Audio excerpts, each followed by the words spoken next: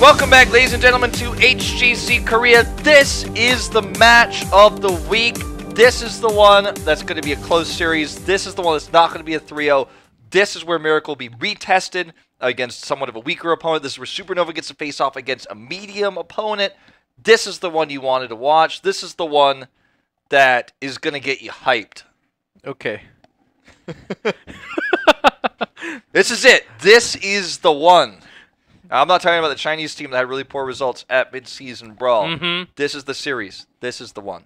This is the one, and they'll be tested. Both of the teams. For them, it's very important, and you should know as you're watching the screen for 15 minutes. Miracle versus Supernova. Supernova seems like they are actually, they deserve to be somewhere in the middle of the pack. Not on 8th, not 7th, not 8th. Was there ever a team like this? I mean, Blossom, kind of, like when they first came onto the scene. A little bit. Taking games off of some of the top teams and, you know, trading towards the bottom, but no one really knew how strong they'd be. They were a new team because Supreme Mixtape like disbanded, right? But they had mostly top-tier players from the time. This is a team of rookies, with the exception of No Chat. No Chat's leading a team of rookies, and they look really good, and it's very exciting. Kirisaku's top lane play, very good.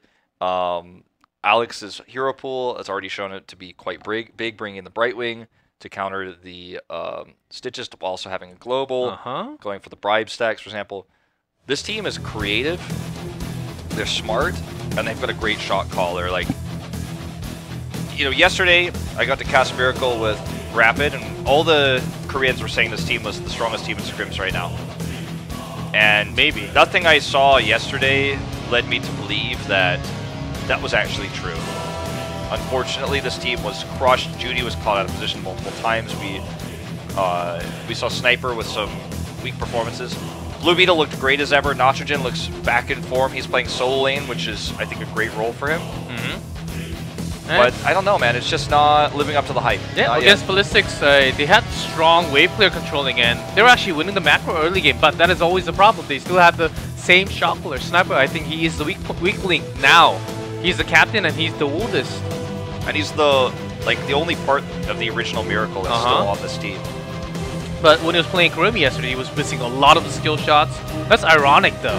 He is the one from Miracle that's actually playing one of the worst, but it was only yesterday, so we'll have to test again against Supernova. I think he's gonna be okay. And Nitrogen actually solo laning with Falstad, not with the Haka, because he was playing Falstad so many times. He can kind of control the global and have the map awareness all the time. I think it fits him, actually. Yeah, it's a shared skill set, kind of like how we see Good playing DPS, but he also understands how to play the macro as an element of being a DPS. So I like what you're saying with that. Kirisaku, though, on the other side, has looked to be a fantastic solo laner, has made several amazing plays. Alex, as well, playing the Alex Strasza. We saw No Chat's Zarya paired with this. And that was, I think, the coolest draft we saw on Infernal Shrines, where it was the basically solo DPS Phoenix with the protection coming in from the Zarya. The team looks coordinated, the team looks like they know how to execute a strategy. And it's always been humble as well. We're not going to win. No Chat saying, there's no chance we're going to win this series this time. They were going to lose last time. No Chat's like, we're going to get 0-3'd. I don't know. I know you and I talked about this a lot before the broadcast. You were leaning that you think Miracle takes this series. If I had to give an official prediction, I would definitely give it to Supernova. But again, we have to add the asterisk that yesterday Miracle played a top team. Supernova played Belize. So this is where we kind of meet in the middle.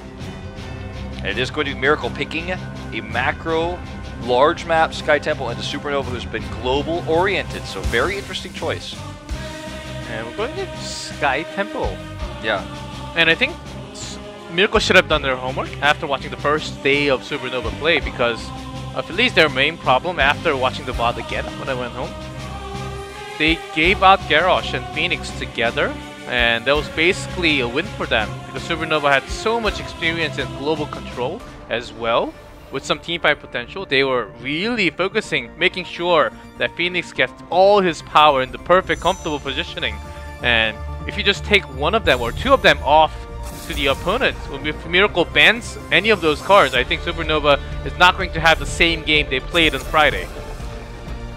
Well, let's see how this pans out. We see the Overwatch bans to lead things off, but Supernova will take first pick. Remember, this is the map choice of Miracle. There's 3 different ways to look at this, I think. The safest pick is the Malfurion.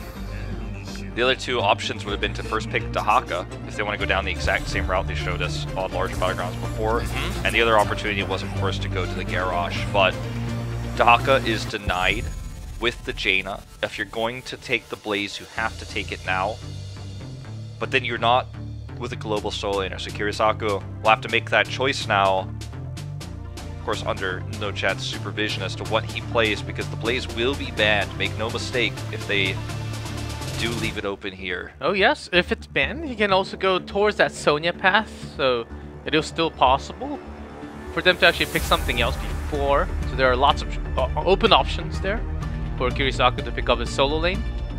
If they want to focus on their own mage before that happens, maybe they can do it. So they are going towards that DPS, and their winning formula has been with Phoenix.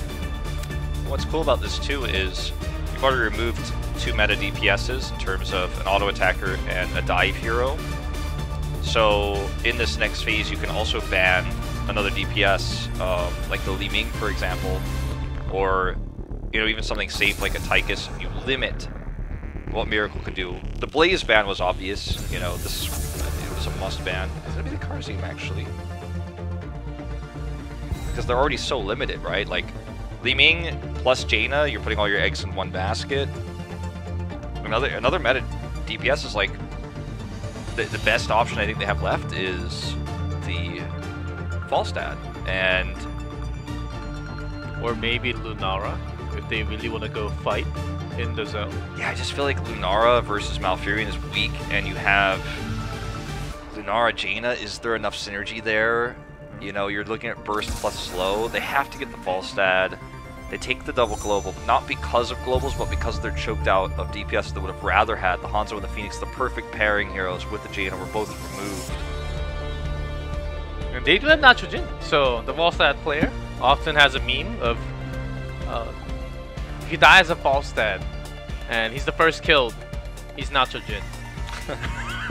I think unfortunately he'll be playing the Dahaka in this case. I know, yes. But well, you never know. You never know. There's always potential for swaps. Well, now we're looking at who do you main tank here versus the Jaina. It's not a strong pick into the... John is not a strong pick into the Jaina, but decent into Falstad. Great for the boss. Iron Skin, somewhat of a soft counter to the Gust in terms of boss control. Well, Garrosh is open, but there are lots of range DPS. Unless you have really good positioning, surprise them somehow with the flank. It's going to be hard to grab on them. I prefer the Johanna. Sonya comes in for Kirisaku. It will be Diablo of all heroes here, interestingly enough. Diablo has this soft pairing with Salvo. So he has the ability to lock down heroes in the front line, can jump onto Judy when Judy's overextending or being aggressive. But I think it's mostly about the Lightning Breath into the Salvo. Which gives you the slow, which gives you the bonus damage. Yes, and they want to focus on a single target.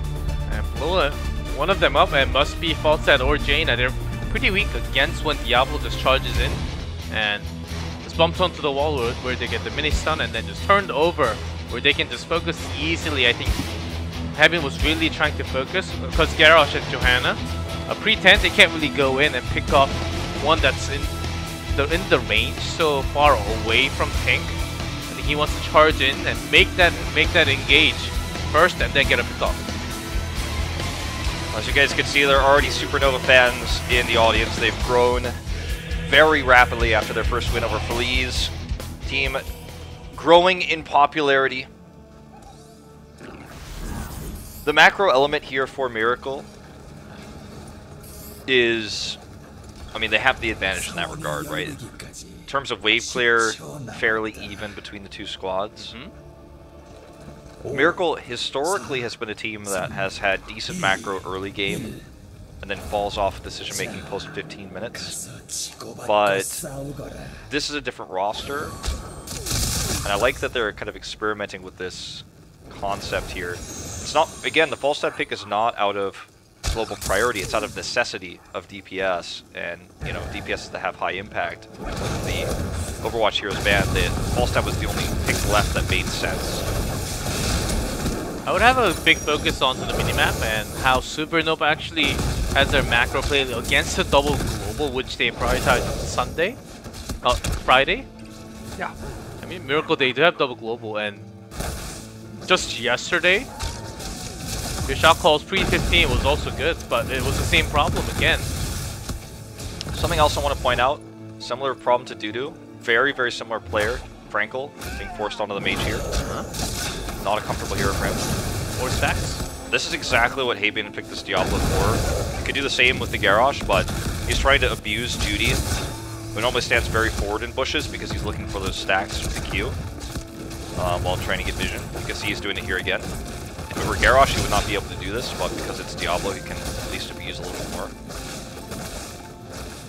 The other thing about Kirisaku we should mention is his aggressiveness in the solo lane. Like he threatened several solo kills against Feliz, against Hanaten, and I think this is going to be no exception against Nachogen, who's somewhat of an amateur solo lane player in the melee role. So keep an eye on the health bars and the minimap. So we don't always catch those. We don't have picture here. But he's been very successful in getting good trades. Oh, yes. And also Alex has been playing Decker King, right wing Alexstrasza last time, but of course don't count out Malfurion. He has been playing all that in Open Division, also in the Crucible as well. I mean, everyone's playing Malfurion right now. Yeah, you just have to. But I think the fact that he's shown us such high-level play on slightly less meta supports means that we could reasonably assume his Malfurion's going to be good. Alright, Judy with the flank. With the chain CC, no chat, let's get out. They do this under the spell armor. Unfortunately, could have been a little bit more damage on the no chat otherwise. This ends up being a positive trade for Supernova for now. Again, Havian just abusing Judy, tossing him into this cannon tower. Only one, so not going to be a big deal, but regen super fast. I just love that Havian clearly knows how Judy plays and is just abusing that nonstop. Oh, flank top, Kirisaku. It's slow, another but heal about to be ready. Yeah. No follow-up damage. Just great body blocking other way that Alex was keeping him, except not getting hit by Frankel's damage. Okay, they're really committing into this fight. Be careful about going all the way in. Looks like they want to commit to the top shrine because they want this top wall to be destroyed. That's something they've been focusing on super early into this game. Fast Night Camp into committing with Night Camp to the push. Swapping the lanes, forcing Dahaka bottom, having that solo matchup with the Hanzo that's been so popular recently in Korea. No shot stunned, but the rest of the team is not there for the follow-up damage, so Judy's just put himself out of position. Really nice placement on that Blizzard, helps them turn this around. Here comes Nachogen with grabs onto Diablo though, so the backline is safe, doing a lot more damage. So no chat, putting maximum amount, even rooted, that's a gone Judy. They just know how to play around Judy so well. It seems to be the name of the game for Supernova. They did it again, just, you know, on Friday against OJ when he was on the Stitches, just knowing when a tank has its cooldowns down and when to collapse. And Judy just put himself into a bad spot where he couldn't get out. The Blizzard was there to help them escape. You know, that was a really nice Blizzard. The problem is that after that, he went back in, and Supernova just turned back around, and I don't know, it's... I feel like I'm always kind of I'm never giving Judy the benefit of the doubt, but it just becomes harder and harder sometimes, you know, with these moves, and it's again tough to criticize Judy when his playstyle it's a strong style and it's been effective against some of the weaker teams, but Supernova is clearly prepared for it, and you know, his Muradin comfort pick is getting shut down now. Like, knows how aggressive he is every time, and look at how they rotate over. You know, if this is Garrosh, Judy might be dead right now. Well, the moment they were focusing on to Heaven only, they were not really putting pressure onto the back DPS, and there were Hanzo and Phoenix together. If you can survive just taking all the damage for 10 seconds plus, I mean, go ahead and try to be not dead within that time. Okay, Ooh, Sniper's dead. Baited. Baited. Kirisaku is so good at this as well. And he was gonna lose 1v1 anyhow. So that was basically Kirisaku going for the spear there, saying, okay, like, I'm trying to kill you 1v1. They had no vision of where Phoenix was. Actually, oh my god, look at the main map. They had the watchtower. He knew he was there, he just wasn't looking. He actually just wasn't looking. He had full vision that no chat was rotating up. He just didn't see it. Either way, it was a bait there by Kirisaku. Sniper takes a hook, line, and sinker. Wants to try to abuse the fact that he's ranged and get the kill there. Backfires poorly. Supernova takes the lead here. Only a slight one. With the double global, it's hard to get a massive experience lead. Well, their quests are finishing up, right? Diablo's finished up his base talent. Hanzo Scatter Arrow finished already. They don't have enough of a 10 advantage to go for a boss play here. But they certainly should be able to control this shrine for the time being. In fact, Nitrogen needs to use this brush to get out. That movement speed. They do have double global, I mean... I would... If I was playing in Miracle, any of the members, I would agree to just have the Haka pushing top instead. Falset can't go straight to the bottom, it's longer than the rage actually. That Falset can fly, it takes some time as well. And the Haka coming from the back push is always better because you can actually drag and put pressure onto the back line of someone like Hanzo or even Malfurion. Yeah, drawing it out is definitely the way. As long as they can trade the damage, you know, the mid fort they're trying to get here as the trade makes it worth it. Falstat's also pushing top right now. If they get this fort, I think it is worth it. And Blizzard will just barely get it with that last Q there. And they're doing a lot of damage here. I think this is actually a win for Miracle. I think you're completely correct. And they could have threatened to fight at any moment. They did not. It's 2 forts for 1. Yeah, Nitrogen gets stunned here by the arrow, but he has the burrow. He actually gets out. Here, he pops his trade. He comes in with a Planet Cracker. No chat, blowing them up here in this choke. Yishio will save the Haka. Yeah, very well played. He'll have a long way to go back. Sniper coming in here, but Haven gets the kill. He wants a double. He gets a lot of extra health from that stack he gets, and the second kill here as well.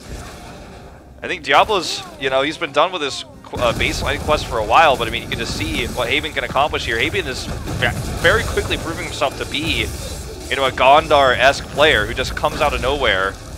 Very well experienced from Open Division, and is just totally killing it. They can make a boss play now. They won that fight 4v5 through Diablo's tankiness and his ability to kind of point-click his way into that fight. Very well played, and Sniper, I think, was just a little bit too late. He will still get the top fort, you would think, but Supernova does not commit to the boss with the short respawn timers. They just want to get more picks. Thought for sure that would be a boss attempt with the Hanzo they have, but just not quite the window they needed. Not enough. Didn't feel comfortable.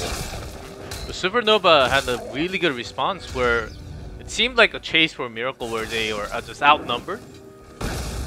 And that Diablo play where he might have thought just, oh, I'm going down regardless, so I might as well just try to provide some more CC. Oh! Judy, again the target. Very far forward, gets the vision that's required.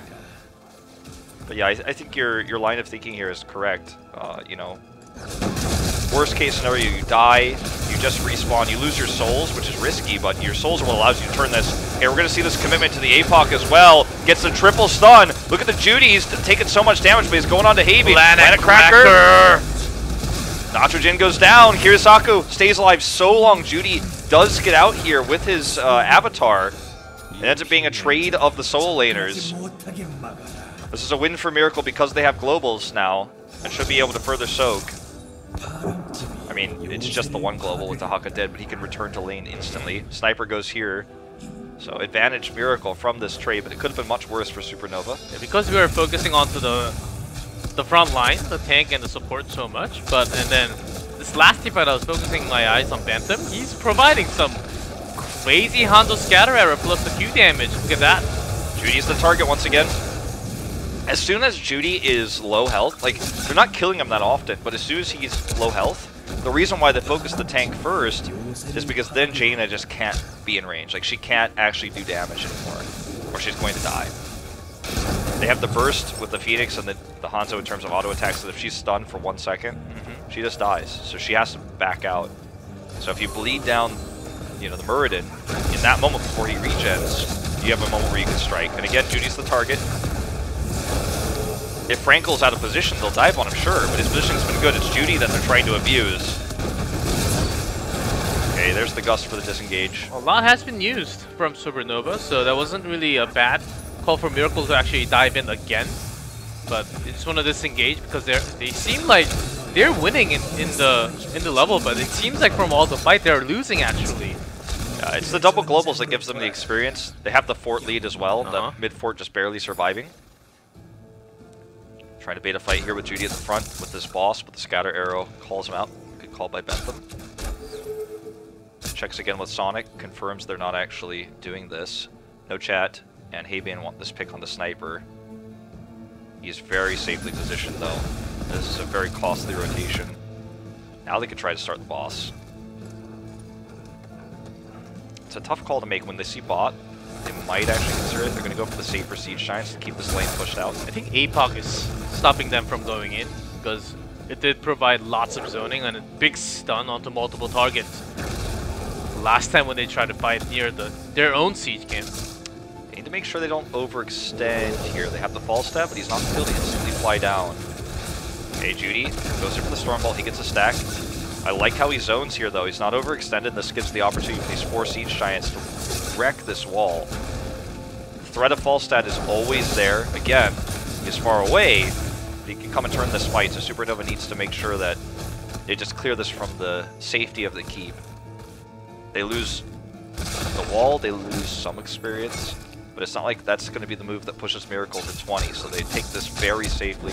Very good crisis management there, not panicking. And for Supernova, again, keeping safe, having just make sure he's in the front. Everyone else just following right behind. Keeping a great position. This focus on the Judy it worked well for them in the early game, and it set up a lot of opportunities for them.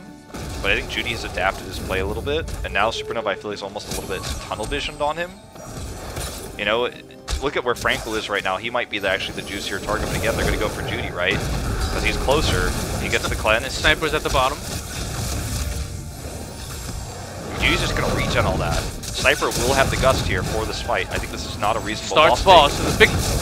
Oh my god, I mean, they have a quick clear time with the Hanzo, but are they just going to give this up? Are you kidding me? Nitrogen did not come down. They wanted the shrines instead. Now Supernova can invade. Falstad has to be bottom to clear that boss. If they come up to contest this temple, then they're going to lose out to the boss. So you would have thought that would have been the moment for Miracle to say, this is when our comp shines with the double global. We hit the Gust. They just let it go. Really interesting decision. I don't want to say it's wrong, but it's just not what I expected. Not from this team that likes to fight like that. I think it's because they want to just control the global, and this boss will damage the wall, but it can't really get to the keep and do too much, as they still control the double global, and they still do have the lead. They don't really have to team fight, you know what I mean? Just keep the macro in your face and make sure the opponent has a tough time when the keep actually goes down. After close to 20, when there's Epic Mount, and also the Haka for them to control the macro forever, Supernova will be just lost to what to do, where to go, what lane to focus, what can they actually do? They want to open team fights, the Gust will just push them out. It might just be Wind Tunnel for them to keep safe. I mean, you raise a really good point. I mean, the structure lead alone means that trades like this are in their favor. They got the keep wall with that 4 Siege Giant push earlier, and the boss didn't even do that as much damage as that 4 Siege Giant push did because it was shut down so early. Okay, this is a really, really risky moment here for Miracle. Nitrogen is caught. He has to pop his trait. Urisaku denies Judy from getting into range here to get into the back line. But as long as they're safe, they're all good to go. Falstad is pushing all the way. Yeah, he's getting the keep. He gets the keep here, 100%. Like, no one can stop him. He's got the whole wave here. They have to get a kill. They have to make this a trade. If they don't get anybody here, then Miracle is, like, just one step away from victory. Okay, it keeps down. Oh, great kills. Yeah, but even the D-Shield, everything is basically used and keeps down. Falstad comes around now. Frankel gets a kill, too, from the flank! and he's got the Blizzard here to stop them from getting it into trade, but this is exactly what Miracle wants. They're looking for this fight here. The blow-up onto Alex. He's dead. No Chat is in danger. He's chased away. Kirisaku trying to do what he can, but he doesn't have support anymore. Sniper with the disengaging Gust, and Miracle makes this a winning play. They get the keep, they win the trade, and a lot of it comes from that sneaky play from Frankel. No warp here. He's dead. See you later. And Miracle has basically, you know, signed the deed to the game now, man. It belongs to them. There's another kill onto Dahaka from Supernova here, but that is just, that's not going to be enough. That's not going to allow them to suddenly make a keep play. Sniper's always had a strong fall stat, and he's shown it again here. Miracle got the keep. They won the team fight. It's their tempo right after. And Boss is coming up soon, and they hit 20. They have fall stat. Come on, everything is just falling in together for Miracle. And that flank, I mean, Frankel was good on a lot of the mages, but that flank just sniping onto Hanzo was beautiful. We didn't get to see a whole lot of it, but it was insane. Falset's going to hold his 20 because Epic Mount could be the winning move. You know, damage could actually be correct. And of course, Wind Tunnel could be the way to end the game. So there's no reason for him to lock it in right now. There's no reason for him to even use his trait right now. They've got 2 keeps down. But I want to draw everyone's attention to the kill counter, right? With the exception of that last trait, Supernova has won every fight. If they can survive until 20 and win one more fight, they did